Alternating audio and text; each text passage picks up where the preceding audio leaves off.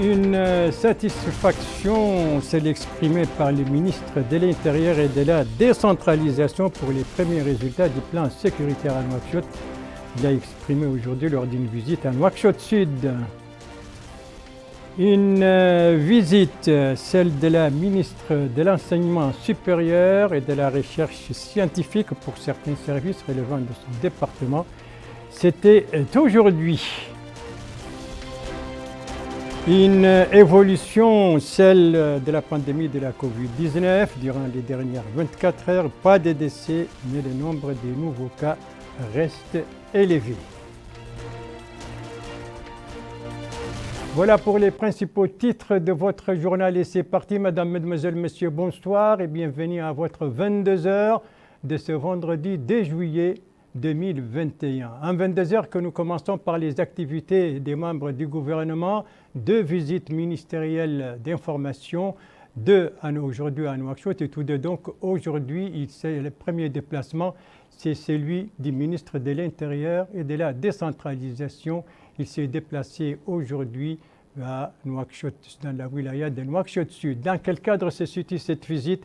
Élément de réponse avec Bokar Bayreba. La sécurité de la ville de Nouakchott au centre d'une réunion des autorités administratives et sécuritaires de la wilaya de Nouakchott Sud. Cette réunion présidée par le ministre de l'Intérieur et de la décentralisation, Mohamed Salem Ould Merzouk, était axée sur la sécurité. En d'autres termes, il s'agit d'impliquer plusieurs entités à même de mettre en œuvre des mécanismes permettant de lutter efficacement contre toutes les formes de criminalité. Autre réunion, c'est celle tenue dans les locaux de la commune d'Elmina. Là aussi, il s'agit de présenter les grandes lignes du plan sécuritaire mis en œuvre pour lutter contre toutes les formes de crimes et de dérives et la détermination du ministère à poursuivre l'exécution de ce plan élaboré sur des bases scientifiques. En d'autres termes, il s'agit de poursuivre les efforts pour mettre fin aux crimes et arrêter les criminels. Au terme de ces réunions, le ministre de l'Intérieur et de la décentralisation, Mohamed Salem Ould Merzouk, a déclaré que ces différents déplacements lui ont permis d'évaluer le travail effectué par les commissions départementales de sécurité et de vigilance dans le cadre de la mise en œuvre du plan sécuritaire. Il a remercié les habitants de la ville de Nouakchott pour leur importante mobilisation et leur contribution à la réussite du plan. Le ministre de l'Intérieur et de la décentralisation a salué les efforts entrepris par toutes les parties concernées par l'exécution du plan. Il a rappelé le grand intérêt qu'accorde le président de la République, M. Mohamed Ould Cheikh Al Ghazouani, à la sécurité, qui constitue la priorité de son programme électoral, insistant sur la nécessité de poursuivre les efforts qui ont permis de démanteler rapidement les bandes de malfaiteurs. De leur côté, les acteurs de la société civile se sont félicités de la pertinence du plan sécuritaire mis en œuvre pour lutter contre toutes les formes de crimes. C'est l'occasion pour nous de remercier le gouvernement de la Mauritanie et à sa tête le président Mohamed Ould Cheikh Al Ghazouani, ministre de l'Intérieur, d'avoir donné cette opportunité de cette visite d'aujourd'hui. Donc cette rencontre a été vraiment d'une importance capitale parce qu'à partir d'aujourd'hui, nous allons tous se mobiliser derrière notre président, derrière notre ministre pour pouvoir quand même juguler ce problème d'intoxication en fait. En réalité, c'est une intoxication et nous allons la juguler, nous allons l'arrêter. Nous allons essayer de collaborer, nous allons collaborer de près et de loin pour que vraiment on jugule cette intoxication qu'on est en train de faire et donner une mauvaise image à notre pays de manière générale et à notre capitale de manière particulière. Donc au niveau de Elmina, nous pouvons considérer que c'est la paix. Notre maire, nos autorités passent tout leur temps à sillonner les différents triels et on dort tranquillement et dans la tranquillité. Et par conséquent, nous allons contribuer encore de nouveau, après instruction du ministre de l'Intérieur, à ce que vraiment on travaille main dans la main pour qu'on puisse vraiment, pour qu'on ne ternisse pas l'image de marque de notre capitale et de nos autorités de manière générale.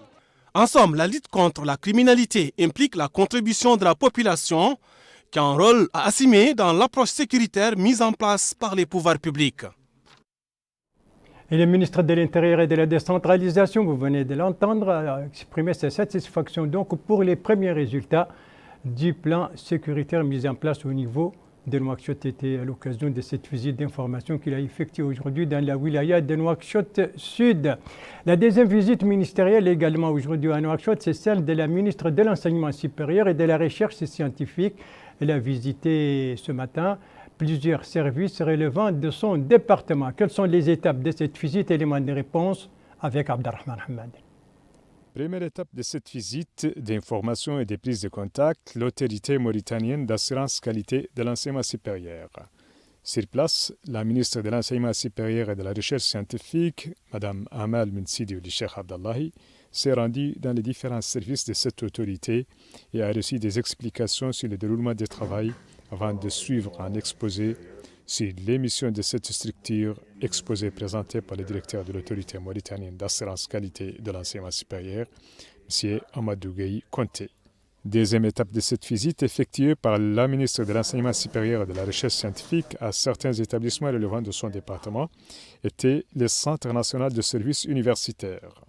Ici, la ministre a tenu une réunion avec le personnel où elle s'est édifiée sur les missions de ce centre qui s'articule autour des services fournis aux élèves de l'université. Un aperçu a été présenté au cours de cette réunion par le directeur du centre, Salah Din Mohamed, sur le déroulement du travail et les améliorations amorcées récemment, notamment au niveau des restaurants universitaires, du plan de transport ou encore de la création de la carte bancaire pour faciliter le retrait de bourses. Dernière étape de cette visite était l'Agence nationale de la recherche scientifique et de l'innovation, où la ministre s'est enquise du déroulement du travail dans les différents services de cette agence, qui est en charge de la recherche et de l'innovation scientifique dans différents domaines. Un exposé détaillé aussi sur les missions de l'agence a été présenté par son directeur général, M. Ali Mohamed Salim Ould Bukhari. La ministre était accompagnée au cours de cette visite du secrétaire général et des hauts responsables du département. Voilà donc pour ces deux visites ministérielles d'information aujourd'hui à Nouakchott, celle du ministre de l'Intérieur et de la décentralisation et celle de la ministre de l'Enseignement supérieur et de la Recherche scientifique. Visite donc effectuée aujourd'hui à Nouakchott. Nouakchott qui connaît actuellement une chaleur accompagnée d'une humidité. Eh bien, c'est le temps, puisque vous savez que la saison des pluies a déjà commencé depuis quelques semaines et d'ailleurs les dernières précipitations ont été enregistrées durant les dernières 24 heures au niveau de Dehod, des pluies qui vont de 1 mm à 30. On va découvrir donc les hauteurs de pluie enregistrées durant ces dernières 24 heures.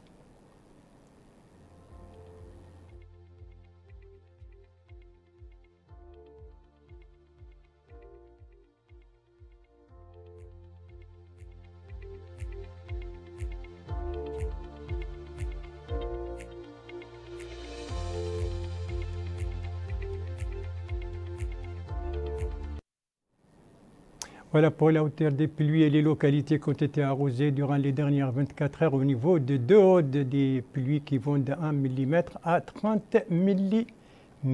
D'autres chiffres, mais cette fois, cela concerne l'évolution de la pandémie de la Covid-19. Et là, nous entamons notre page médicale avec ces deux volets, la pandémie de la Covid-19 et une opération qui vient de se dérouler aujourd'hui, qui a été effectué aujourd'hui à Kaïdi. Commençons donc par l'évolution de la pandémie de la Covid-19 durant ces dernières 24 heures avec les chiffres enregistrés par les services compétents du ministère de la Santé. Et voilà, eh bien, 0 décès, 27 guérisons et 83 nouveaux cas positifs. Tout cela, donc, ces 83 portent le cumul des cas enregistrés depuis le début de la pandémie à 20 977, dont 19 843 guérisons et malheureusement 489 décès. On n'a pas vu les chiffres des guérisons, mais c'est ce que je vous ai dit, 19 843 guérisons depuis le début de la pandémie. Voilà donc pour l'évolution de cette pandémie de la Covid-19. Le deuxième volet de notre page médicale concerne cette opération effectuée aujourd'hui dans le centre hospitalier de Kaïdi. Ce n'est pas la première opération, en tout cas pour son genre, mais elle a quand même un caractère de premier puisqu'elle se déroule dans le cadre donc de l'assurance maladie pour tous. Alors, qui a été opéré et dans quel cadre cette opération s'est-elle déroulée et comment s'est-elle déroulée? Élément de réponse donc avec ce reportage de notre correspondant permanent à Kaïdi, Mohamed Ali Salek, compte rendu revue en français par El-Haj Abdallah Din. Madame Fatou Aboussi, nouvelle bénéficiaire de la carte d'assurance maladie gratuite, vient d'être opéré grâce au programme d'assurance maladie dédié aux catégories vulnérables. À l'hôpital régional de Kaïdi, Fatou Aboussi a subi son opération dans d'excellentes conditions selon les personnels soignants. Fatou, qui est le premier bénéficiaire de l'élargissement d'assurance maladie au niveau de la wilaya d'Igorgol, a exprimé sa joie et sa gratitude envers les pouvoirs publics pour la prise en charge de ses soins. Elle a loué le système d'assurance maladie qui offre gratuitement des services sanitaires complets aux citoyens vulnérables.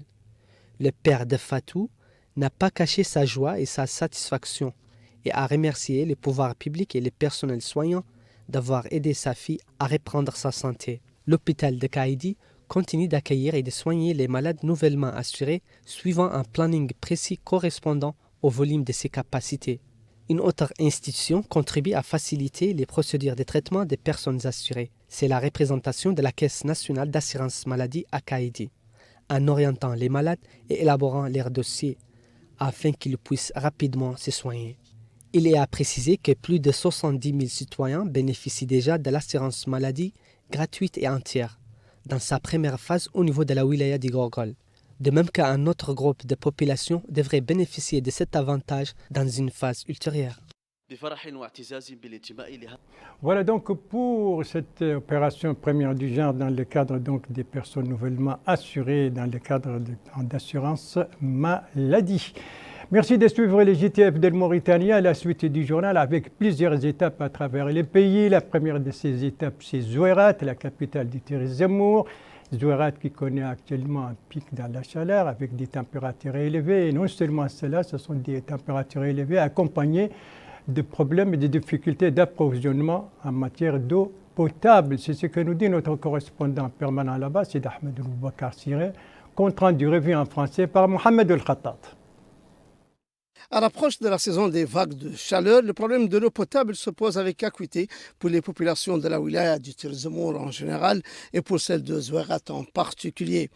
L'arrivée de cette période caniculaire coïncide avec la rareté de l'eau au niveau des sources de la Société nationale industrielle et minière SNIM, si bien que l'approvisionnement par train à partir de Boule-Noire ne suffit plus à répondre aux besoins des populations, dont le nombre s'est multiplié du fait de l'exploitation artisanale de l'or par les orpailleurs.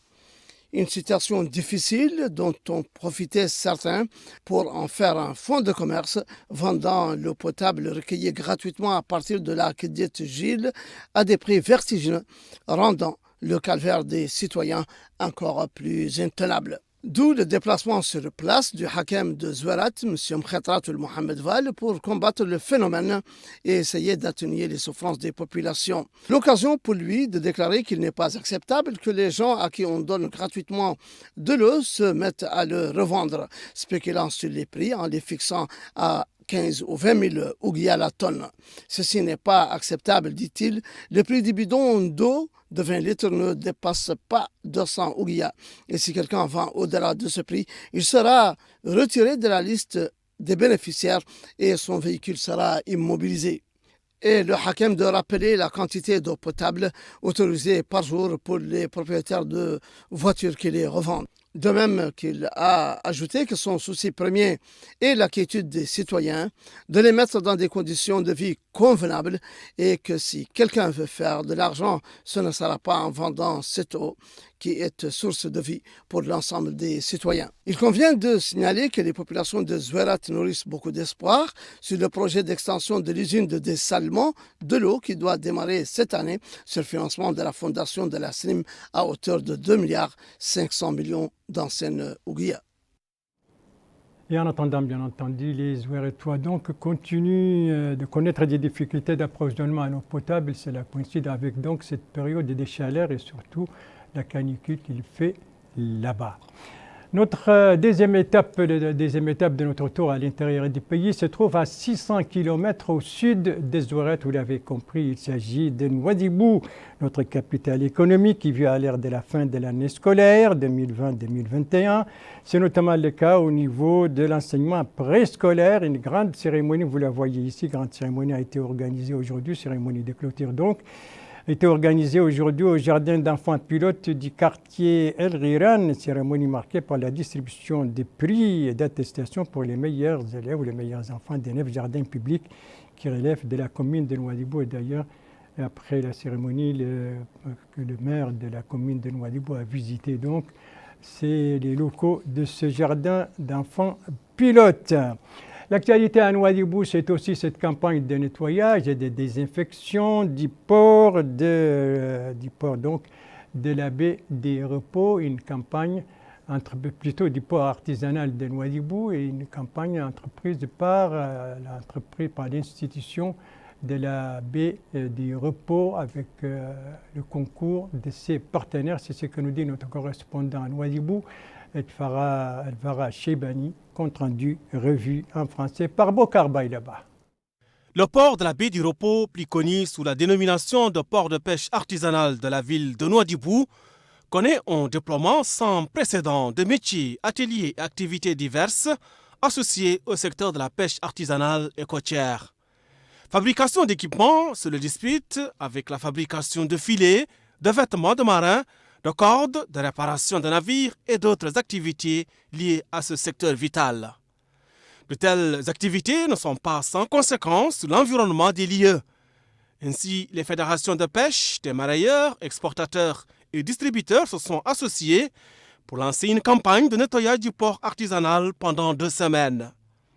Abdelaziz Boubacar et Cheikh Mohamed Lemine, respectivement directeur de l'exploitation à la Société du port de la baie du Repos et président des unions des exportateurs et distributeurs, affirment que le port artisanal a besoin de coups de balai, car l'endroit concentre plusieurs activités et cela génère beaucoup de déchets.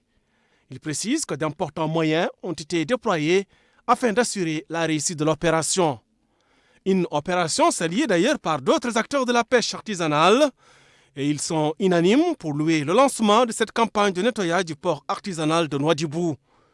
Plus de 40 000 pêcheurs se rendent au port de pêche artisanal chaque année, qui aligne quelques 5 300 embarcations. Les activités menées dans la zone portière offrent de nombreuses opportunités d'emploi aux jeunes chômeurs et génèrent également des revenus importants pour les acteurs de la pêche artisanale. Le port artisanal de pêche artisanale donc à Nouadhibou qui vit à l'ère d'une campagne de nettoyage et de désinfection. Campagne de nettoyage également, on en parlait, on en a besoin. À Agjoust, la capitale de l'Inchiri, la ville dont certains quartiers et certaines places publiques ploient sous les ordures et c'est là malgré les efforts entrepris par les autorités régionales. La situation nous est décrite par notre correspondant permanent Ahmed Maalouma Mohamed, compte rendu revu en français par Al-Hajj Abdalladdin. Des équipes d'assainissement sont déployées dans l'ensemble des quartiers d'Agjoust. Ils poursuivent sans relâche leur campagne de propreté. Grâce à leurs efforts, ils ont enlevé des ordures et des déchets dispersés dans les rues de la ville. Plusieurs rues et ruelles sont devenues désormais propres et salubres et donnent ainsi à la ville un visage urbain qui lui sied. Pourtant, d'autres places publiques et des coins déserts deviennent des dépotoirs d'ordures anarchiques, constituant une source de danger sur la santé de la population et un signe d'insalubrité. Les habitants de la ville appellent les autorités concernées à trouver des solutions appropriées pour cette situation et d'œuvrer à dégager les ordures qui entourent les maisons, les marchés et les marchandises sur les étals. Cette situation peut avoir des répercussions sanitaires négatives, affirment ces citoyens. La ville d'Agjoust a bénéficié de la composante propreté du programme prioritaire élargi, un projet qui a contribué périodiquement à la salubrité de la ville. Le maire adjoint de la commune d'Agjoust a indiqué que le versement tardif des allocations des travailleurs du projet était l'origine de certaines interruptions, ce qui a eu des répercussions négatives sur l'assainissement de la ville. Le maire adjoint a précisé que la commune continue ses campagnes de nettoyage malgré les contraintes et les imperfections. Il a ajouté que la commune a mis des dépotoirs dans tous les quartiers et les marchés de la ville afin de faciliter le nettoyage urbain. Il est établi que la conscience du citoyen et son civisme constituent la clé pour sauvegarder la salubrité de la ville. Autre ville également qui connaît la salubrité, cette fois c'est dans le centre du pays, il s'agit de la ville de Konkossa. Donc à Nassaba, une ville où une campagne de nettoyage est en cours depuis plusieurs mois, campagne entreprise par la commune avec l'appui donc du programme de collecte des ordures ménagères. Et c'est un compte-rendu de notre correspondant permanent là-bas, Moutali Sadr, dont le compte-rendu revient en français par Mohamed Khattat. Pour qui connaissait Kankossa auparavant, on n'en reconnaîtra pas le visage aujourd'hui, tellement les rues sont propres et ont pris un coup de jeûne après cette campagne de nettoyage entamée depuis une année déjà. Mais il reste à conjuguer les efforts pour préserver cette propreté. Mais il restera à conjuguer les efforts pour préserver cette propreté.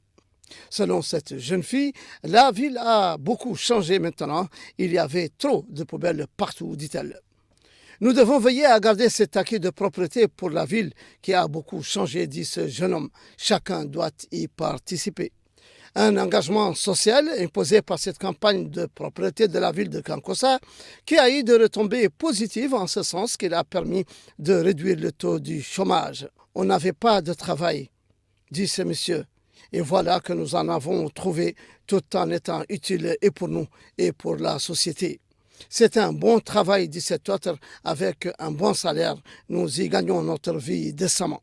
L'hôtel de ville de Kankossa, qui a bénéficié du programme de collecte des déchets domestiques, a affirmé sa volonté de poursuivre l'opération de nettoyage. C'est du moins ce que semble affirmer le maire de la commune de Kankossa, qui a déclaré que les communes dont les moyens sont limités bénéficient d'une subvention annuelle de l'État qui leur permet de payer leur masse salariale et faire des collectes d'ordures.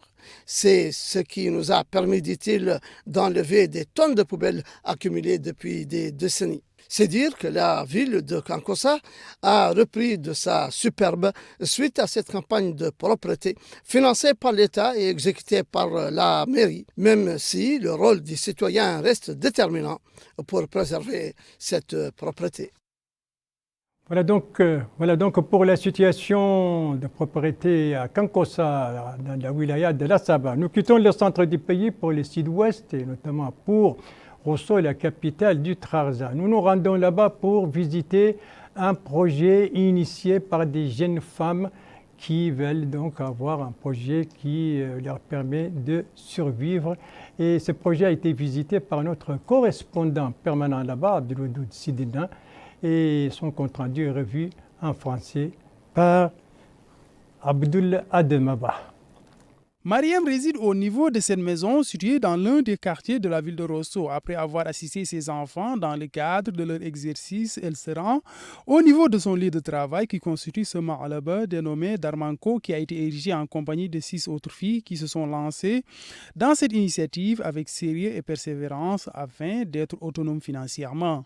Mariam précise qu'elle prépare plusieurs variétés de jus, dont certains à base de bananes associées avec du lait. En plus, dit-elle, on fait des cocktails de tous les fruits. Cet autre compagnon de Mariam indique que les filles qui se sont engagées dans cette initiative sont ses amies. Nous résidons et avons suivi notre cursus scolaire sur place. Souligne-t-elle, après l'obtention de notre parchemin, on s'est lancé dans cette entreprise ne disposant pas d'emploi rémunéré. Ce salon dont elle dispose offre des services qui ne sont pas disponibles au niveau de ces localités. Même si elles ont à peine lancé ce projet, ces filles ne comptent pas s'arrêter en si bon chemin. C'est ce que déclare ce membre qui affirme qu'elles comptent dans l'avenir diversifier leurs services et ouvrir une page Facebook. Cet autre membre précise qu'elle compte mettre sur pied un grand restaurant et appelle les autorités et responsables de la wilaya à venir acheter leurs produits même s'ils ne leur viennent pas en aide. Après donc ces jus préparés par des jeunes filles dans le cadre de leur projet initié à Rosso, nous allons faire la Guétra, mais cette fois à Nema, la capitale des Hauts-de-Charqi. C'est la période donc de la Guétra, comme nous le dit notre correspondant permanent là-bas, Mohamed Amar Belloul, dont le compte-rendu revient en français par Nadia Jekani. La période de la récolte des dattes a débuté dans la wilaya du Hauts-de-Charqi et plus précisément en Nema. Les palmeraies commencent à donner leurs fruits, un signe annonciateur de la période de la Guétra. Ces citoyens ont indiqué qu'ils ont débuté à cueillir les dattes. Ces oasis alimentent le marché central ainsi que les marchés voisins en date. Cette période est très attendue par les populations au plan sanitaire. Quant à ces vendeuses de dattes, elles sont satisfaites de ce début de guétana. Elles ont précisé que les dattes de Bourzema sont les plus vendues et que cette variété de dattes est disponible jusqu'à la fin de la saison. La population déserte les villes pour se rendre dans les oasis. La ville de Néma est la destination préférée des vacanciers, particulièrement au cours de la période de l'automne. Pendant la guétana, une ambiance festive règne dans les palmeraies. Voilà donc avec cette guétana à Néma, la capitale de Oued Charqi, se termine ce journal. Merci à vous, madame, mademoiselle, monsieur, de l'avoir suivi. Merci bien entendu aux équipes rédactionnelles et techniques qui ont participé à sa conception. Je vous en rappelle les principales informations. Ici, c'est la visite d'information effectuée aujourd'hui par les ministres de l'Intérieur et de la décentralisation dans la wilaya de Nouakchott Sud, de l'occasion pour lui d'exprimer sa satisfaction pour les premiers résultats du plan sécuritaire au niveau de Nouakchott. Ici, c'est la ministre de l'Enseignement supérieur et de la Recherche scientifique. C'était à l'occasion des visites de certains des services relevant de son département. C'était aujourd'hui également à Nouakchott. L'évolution de la pandémie de la Covid-19 durant les dernières 24 heures, le nombre élevé encore des cas positifs, mais 0 décès ces dernières 24 heures. Ça, c'était le rappel des titres. Un autre rappel que je fais toujours après les journaux, le rappel d'abord de la nécessité de vous faire vacciner. C'est ce que demandent les autorités compétentes du ministère de la Santé. Et on ne vous demande pas beaucoup d'efforts, sinon se munir de sa carte d'identité et aller voir le centre de santé le plus proche. C'est tout ce qu'on vous demande. Et puis, vous serez vacciné contre la Covid-19 pour donc lutter contre la propagation de ce virus. Et c'est là en même temps de continuer de respecter les mesures préventives, à savoir ne sortir que par nécessité. Et en sortant, n'oubliez pas de vous laver les mains avec de l'eau et du savon en partant de la maison, mais aussi en y retournant. N'oubliez pas votre masque, bien entendu, et n'oubliez pas non plus de respecter la distanciation sociale, au moins 1,50 m par rapport aux autres. Votre santé est entre vos mains, surtout que ce sont des gestes qui demandent très peu d'efforts, sinon la volonté de les respecter, et donc des gestes qui permettent de sauver des vies. Donc, notre santé et votre santé est entre vos mains. Prenez soin de vous pour vous préserver et préserver les autres. Et si vous aimez vos proches, eh bien, pas d'approche et pas non plus de reproches. Sur ce, je vous rappelle que les JTF reviendra demain à la même heure, 22h, et j'aurai le très grand plaisir de vous tenir compagnie. Et d'ici là, je vous souhaite une très très bonne fin de soirée, une très très bonne fin de semaine, et je vous donne rendez-vous donc à demain à la même heure, 22h. Bonsoir.